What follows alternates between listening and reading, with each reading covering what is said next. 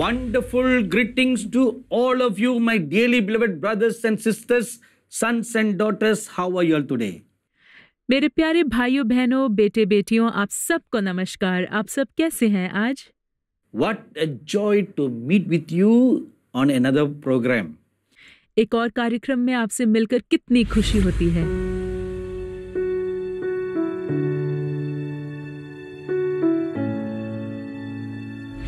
Before a person, even a full-time minister or any believer can go out and do ministry, he needs to do this first ministry unto God. इससे पहले कि कोई भी इंसान, चाहे वो कोई भी क्यों ना हो, प्रचारक या साधारण इंसान बाहर जाके लोगों को सुसमाचार प्रचार करे, ये बहुत जरूरी है कि वो अपने आप के साथ ये सारे काम करें। This is the first call. ये सबसे पहली बुलावट है। Now, like I told you last week, all the work should not be done out of a religious duty. और जैसे पिछले हफ्ते मैंने आपको बताया कि इन सभी कामों को एक धार्मिक धर्म को निभाने के रूप में नहीं करना है। It must come out of a heart of love for God. लेकिन ये सब हमारे हृदय से प्रभु के प्रति प्रेम के कारण आने चाहिए। The most important ingredient in a relationship is love. एक संबंध में सबसे जरूरी बात है प्रेम। And this is what God requires from us.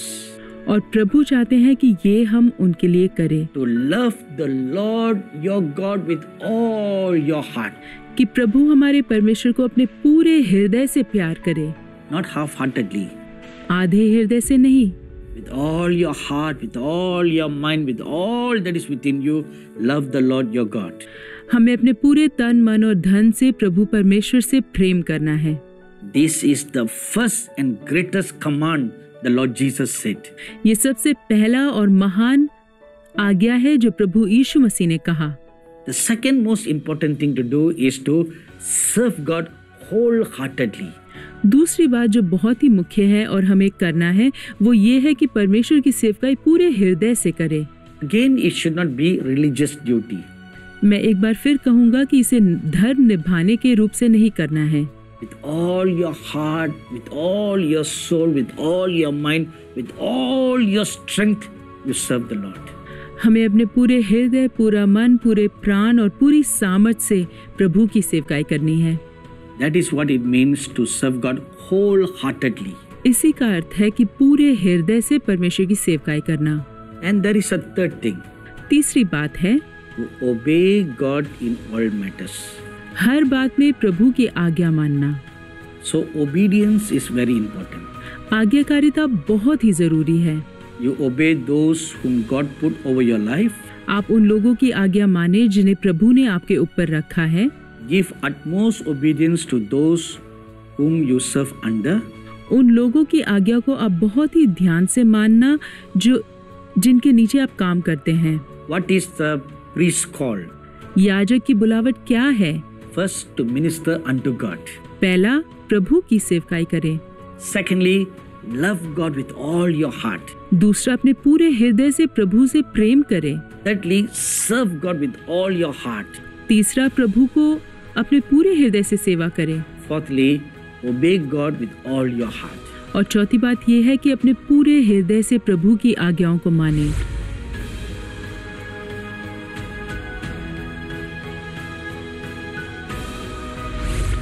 Let us continue on today's program on the order of the Melchizedek. मेल्किजेदेक की रीति पर इस कार्यक्रम में हम आगे बढ़ेंगे आज। When you have a priestly relationship with God, you will walk in humility and not misuse your kingly authority. जब आप परमेश्वर के साथ याजकीय संबंध रखते हैं तो आप नम्रता में चलेंगे और आपके राजकीय अधिकार का दुरुपयोग नहीं करेंगे। This is something that we need to be very careful about. हमें इस बात का बहुत ध्यान देना है। The misusing of authority. अधिकार का गलत उपयोग करना। You know, there is a saying like this. ऐसा एक कहावत है, With great power and authority comes great responsibility. अधिक सामर्थ और अधिकार के साथ अधिक जिम्मेदारी आती है। And what is that responsibility? ये जिम्मेदारी क्या है? To remain humble वो ये है कि हम दीन रहे and to remain accountable. और ये कि हम उत्तरदायी रहे। No matter how high we are in authority, चाहे हमारे पास कितनी ऊंची अधिकार भी क्यों ना हो, we must never forget to be humble and be accountable. हमें कभी इस बात को नहीं भूलना है कि हमें दीन रहना है और उत्तरदायी रहना है। Now, concerning this subject, we have a wonderful teaching from the Lord Jesus Christ. इसके बारे में प्रभु यीशु मसीह के द्वारा हम बहुत ही अच्छी एक शिक्षा प्राप्त करते हैं। I ask you to open your Bibles to the book of Matthew chapter 20. मैं कहता हूँ कि आप अपने बाइबल को मत्ती 20वें अध्याय में खोलें। And let us read verses 25 to 28. आइए हम 25 से 28वें वचन को पढ़ें।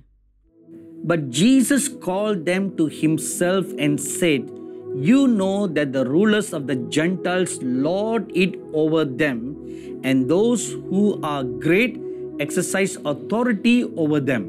यीशु ने उन्हें पास बुलाकर कहा, तुम जानते हो कि अन्य जातियों के हाकिम उन पर प्रभुता करते हैं और जो बड़े हैं वो उन पर अधिकार जताते हैं। Yet it shall not be so among you, but whoever desires to become great among you, let him be your servant. परंतु तुम में ऐसा नहीं होगा, परंतु जो कोई तुम में बड़ा होना चाहे वो तुम्हारा सेवक बने। And whoever desires to be first among you, let him be your slave. और जो तुम में प्रधान होना चाहे वो तुम्हारा दास बने। Just as the Son of Man did not come to be served, but to serve and to give his life a ransom for many. जैसे कि मनुष्य का पुत्र वह इसलिए नहीं आया कि उसकी सेवा टहल की जाए, परंतु इसलिए आया कि आप सेवा टहल करें और बहुतों की छुड़ौती के लिए अपना प्राण दे। As I was reading the scriptures, I recalled a very good example. जब मैं इन वचनों को पढ़ रहा था तो मुझे एक बहुत ही अच्छा सा उदाहरण याद आया। As we are studying about the order of Melchizedek, I'll give you an example from the life of Melchizedek. और क्योंकि हम मेल्किजेदेक की रीति पर ध्यान दे रहे हैं, मैं आपको मेल्किजेदेक के जीवन से ही एक उदाहरण दूंगा। Now Abraham was coming back, going home after great victory in a war. एक युद्ध में बहुत ही महान विजय प्राप्त करके अब्राहम घर वापस जा रहा था। And Abraham has a great reputation. और अब्राहम का बहुत ही बड़ी प्रतिष्ठा थी। And other kings having seen his great prowess in war, they became afraid of him. और जब दूसरे राजाओं ने ये देखा कि अब्राहम हर युद्ध में किस प्रकार जीतता है, वो उसे देखकर डरने लगे। So as Abraham was going back with great joy, with a sense of accomplishment, और अब्राहम बहुत ही खुशी के साथ अपनी सफलता को सोचकर वापस जा रहा था, he was met by Melchizedek. उसे रास्ते में मेल्किजेदेक मिला। And these two men met each other. और ये दो पुरुष एक दूसरे से मिले।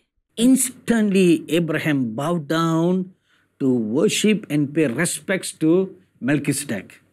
और एकदम से अब्राहम झुक गया और उसने मेल्किजेदेक को आदर देना शुरू किया। Now look at Melchizedek's attitude. अब देखिए कि मेल्किजेदेक ने क्या किया। Melchizedek himself was a king. मेल्किजेदेक खुद एक राजा था।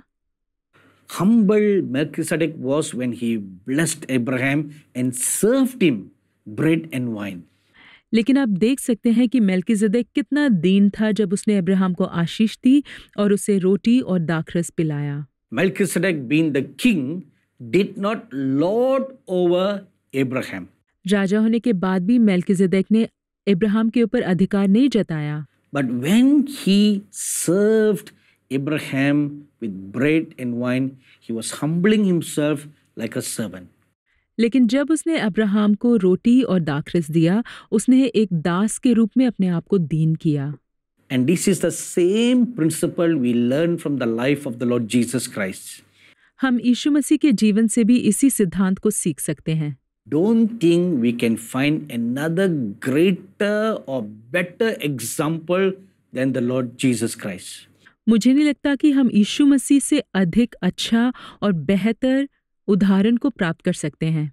You know, when they were all gathered for the Last Supper, आपको याद है आखिरी भोज के लिए जब वो सब इकट्ठे हुए थे, all the 12 disciples look up to the Lord Jesus Christ and call him Lord and Master.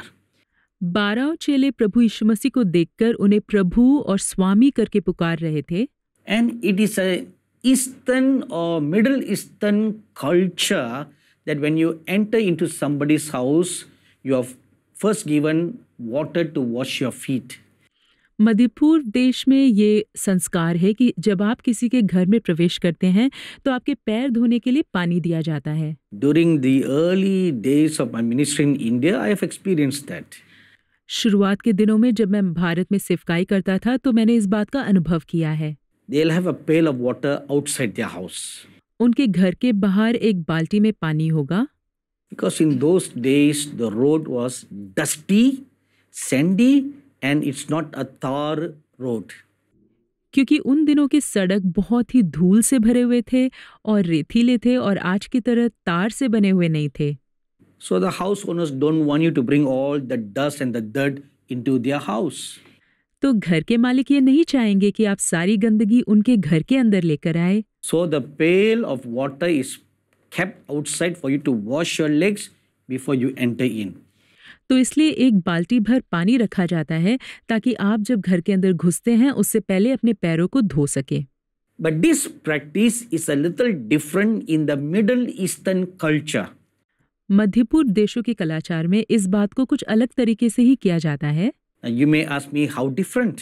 आप पूछ सकते हैं कि कैसा अलग। Instead of the guests washing their own feet, इसके बजाय कि मेहमान अपने खुद के पैर धोए, it's the house owner or the servant of the house who will wash the guest's feet. उस घर का मालिक या उस घर का दास उस मेहमान के पैर धोते हैं। So on this particular occasion, the disciples had maybe rented a room for the Passover supper. तो इस विशेष अवसर पर चेले लोगों ने एक कमरे को किराए में लिया और वहां पर वो प्रभु के साथ प्रभु भोज खाना चाहते थे। In Mark chapter 14, we read it was a well-furnished room. मरकुस 14 में हम पढ़ते हैं कि उस कमरे को बहुत ही सुंदर तरीके से सजाया गया था। So in one corner of the room, there was a towel and a pail with water. उस कमरे के एक कोने में एक बाल्टी थी, उसमें पानी था और एक तौलिया रखा हुआ था।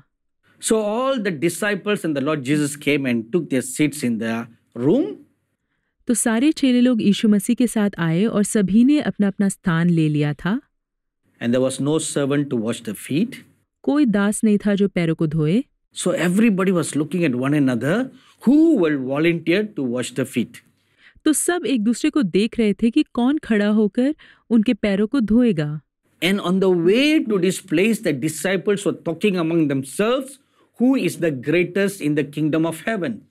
उस स्थान में पहुंचने से पहले चेले लोग इसी बात पर वाद विवाद कर रहे थे कि परमेश्वर के राज्य में सबसे महान कौन होगा। So when each one of them is thinking, I am the great, I am the greatest, who would want to humble themselves to wash others' feet? तो जब सभी लोग ये सोच रहे थे कि मैं महान हूँ, मैं सबसे महान हूँ, उनमें से कौन खड़ा होकर दूसरों का पैर धोना चाहेगा। So even in that room at the dining table, they were all looking at one another, who's going to wash their feet. तो उस कमरे में भी उस भोजन के मेज पर सब लोग बैठकर एक दूसरे को देख रहे थे कि कौन होगा वो जो इन सब के पैर धोएगा। So the Lord Jesus looked around. तो प्रभु यीशु मसीह मुड़कर देखने लगे। When he looked around, he was looking at their hearts. जब वो देख रहे थे वो उन लोगों के हृदय को देख रहे थे। And he perceived in him the thoughts of their hearts. तो उनके हृदय में जो विचार चल रहे थे वो उनको समझ में आ गया। So the Lord wanted to teach them to be humble. तो प्रभु चाहते थे कि उन्हें दीनता के बारे में सिखाया जाए। What better way to teach humility and humbleness instead of a lecture? Do it by action.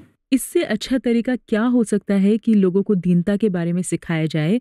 एक भाषण देने से अच्छा ये होगा कि वो करके दिखाए। So the person whom they call Lord and Master began to wash his disciples' feet.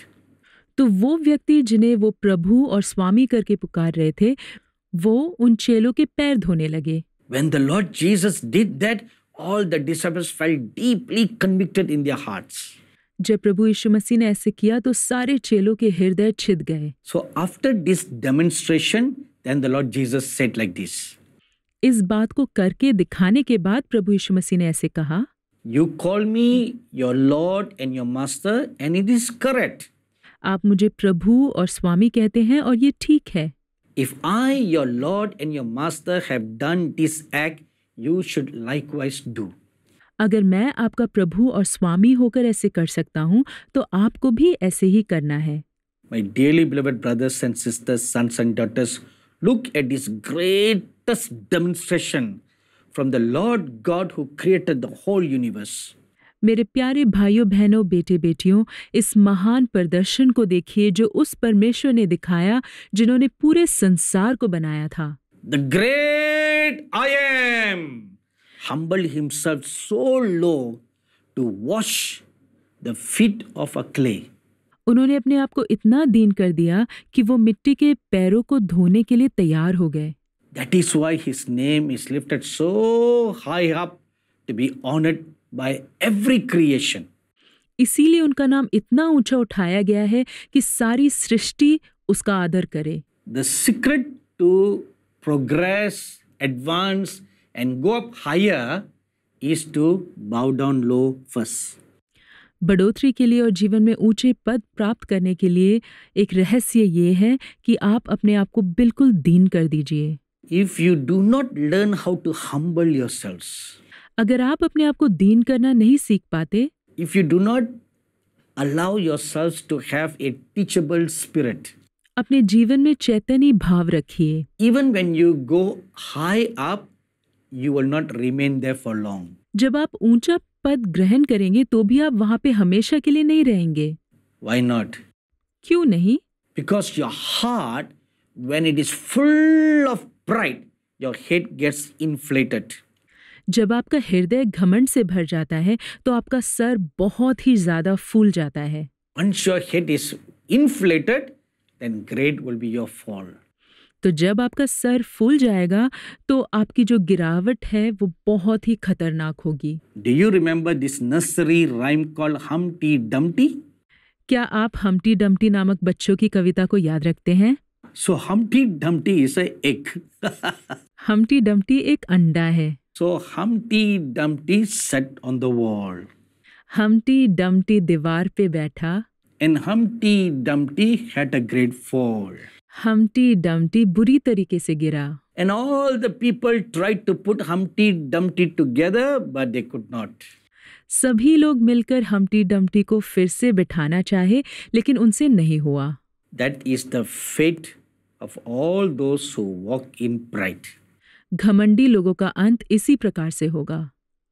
Not only walk in pride, but also exercise lordship and authority over others. सिर्फ घमंड करने वालों का नहीं लेकिन उन लोगों का जो दूसरों के ऊपर अधिकार जताते हैं और प्रभुता दिखाते हैं। So remember this. इस बात को याद रखिए। When you have a priestly relationship with God, you will walk in humility and not misuse the kingly authority. तो जब आपके पास प्रभु के साथ एक याजकीय संबंध होगा तो आप अपने राजकीय अधिकार का दुरुपयोग नहीं करेंगे और दीनता के साथ चलेंगे। Great power and authority comes great responsibility. महान सामर्थ और अधिकार के साथ महान जिम्मेदारी भी आती है। Amen. आमीन। Let's continue this subject next week. आइए इस पाठ को अगले हफ्ते जारी रखें। God bless you. प्रभु आपको आशीष दे। If you are blessed by this program, please send your testimonies and feedback to Angel Television, Villivakkam, Chennai 600049, Tamil Nadu, India. Our email ID is programs.hindi@angeltv.org. अगर आप इस कार्यक्रम से आशीषित हैं तो अपनी गवाही और विचार हमें इस पते पर भेजिए।